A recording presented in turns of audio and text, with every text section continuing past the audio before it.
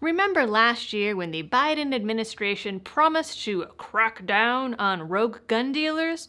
Apparently, what they meant by rogue dealers was people that made a minor paperwork mistake, and that crackdown is revoking their FFL. Stay tuned for the details.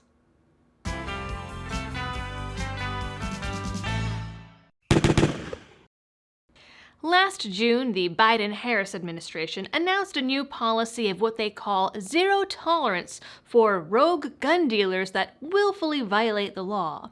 The policy promised that absent extraordinary circumstances that would need to be justified to the director, the ATF will seek to revoke the licenses of dealers the first time that they violate federal law for certain specified violations. No 3 strikes, no slap on the wrist, no warning. Watch this. 1, and you're fucking done, kid. Now, before I depress you all with the details of the bad news, today's sponsor is my teething baby. Just kidding, she is actually teething, but she does not pay the internet bill. Instead, I have a fun sponsor today to try and offset the depressing news a little bit, and that is Pyramid Air and their Sick of challenge. Like you and me, they are sick of COVID. Talking about it, thinking about it, and continuing to hear about it in the news cycle even though the rest of the world seems to have decided it's over. So, what can a bunch of gun lovers and shooting enthusiasts do about it? Make some wicked cool targets and go for a little trigger therapy. Clearly, it's the only answer. All Pyramid Air wants is for folks to take out their stress by getting together with their loved ones and having fun. Shooting stuff. Together. And to make it even more fun, they're giving away $5,000 worth of shopping sprees plus weekly giveaways. All you have to do is go to their website at the link on screen or in the description before April 7th, get your free targets and stickers, and then tell Pyramid Air about how much fun you had via text or uploading your photos and videos. Check it out at pyramidair.com/SOC. Now, let's try and take a look at that bad news from a bit of a happier place. This story has evolved a lot since June, probably because it's easier to change up policies when no one is looking because they're preoccupied with, I don't know, all the talk about World War III?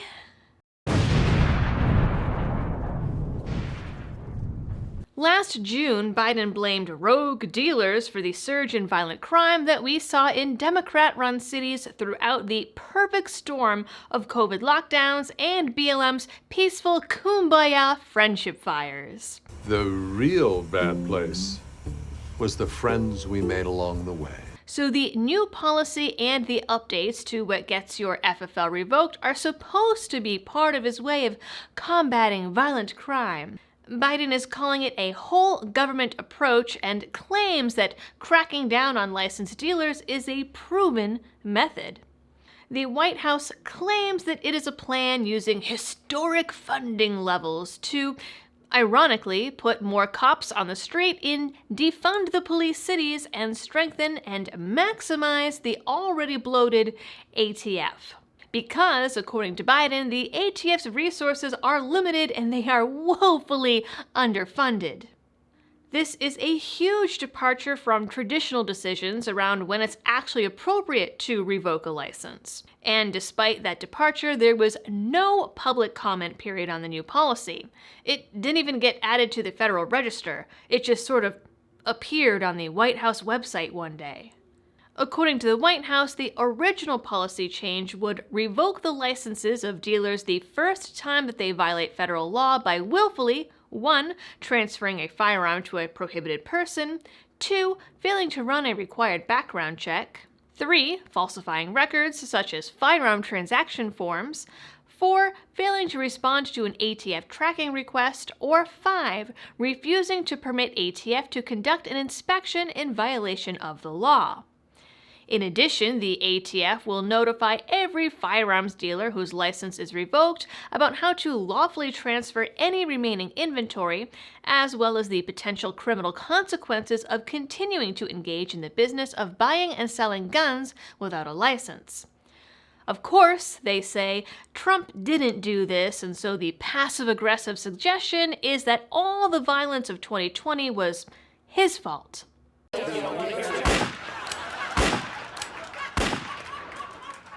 And, of course, to make all of this happen, Biden wants to hire new inspectors in every field division in the country, which seems like a lot of new Fed boys.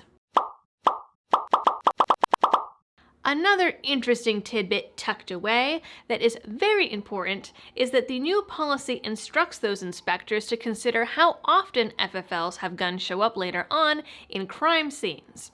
Now, you might remember from a past video that on average it takes a gun 14 years to go from a legal point of sale in the US to a crime scene in Mexico.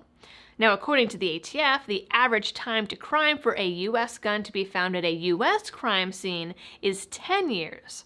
But it varies a lot by state, with some guns taking over 40 years to go from legal sale to criminal use.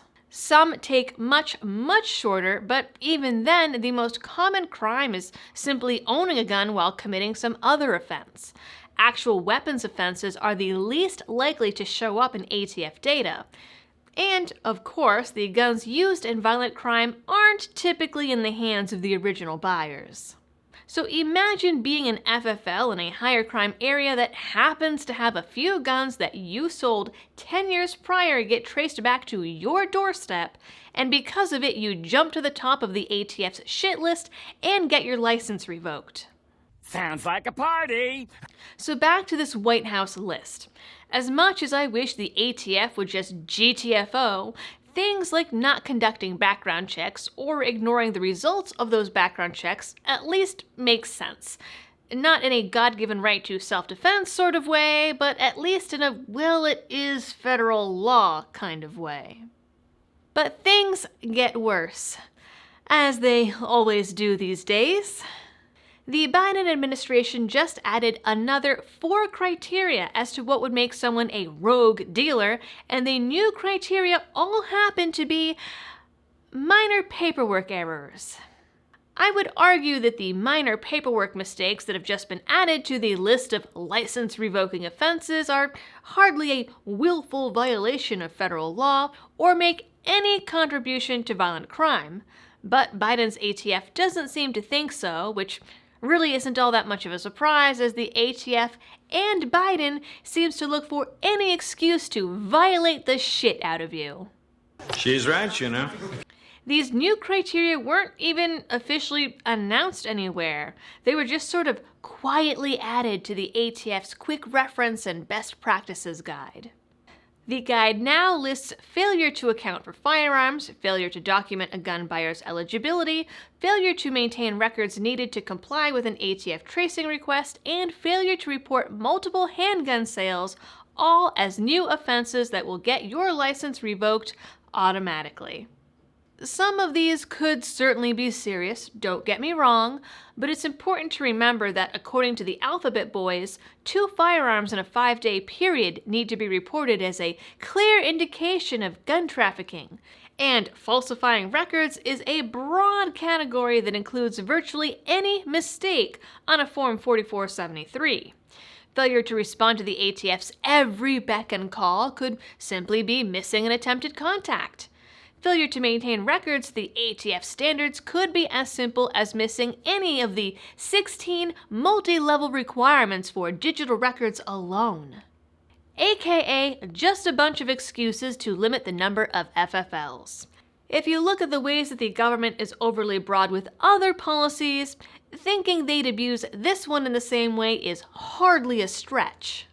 Now, to get to the bottom of the exact intent of this policy, the Second Amendment Foundation did one of the things that they do best. They filed a FOIA the second the original policy change was announced and got to work investigating. The Freedom of Information request asked for copies of documents that show the number of FFLs and their state of residence who have been prosecuted for willfully transferring a firearm to a prohibited person over the past 3 years, and copies of documents that show the number of FFLs and their state of residence who have been prosecuted for ignoring and/or refusing to cooperate with a tracing request from the ATF over the past 3 years. They didn't request any names or other identifiers, though historically, like in Florida, the government used identity protection as an excuse to not fulfill requests anyway. In theory, the request would either prove the new policy is a crock of shit, or show a record of hundreds or even thousands of rogue FFLs directly contributing to crime. I think you and I both know the answer to this one, and the fact that the ATF ignored the request for 4 months should confirm that for you. When the ATF finally did respond, it was to tell the Foundation that the request would take even longer to process.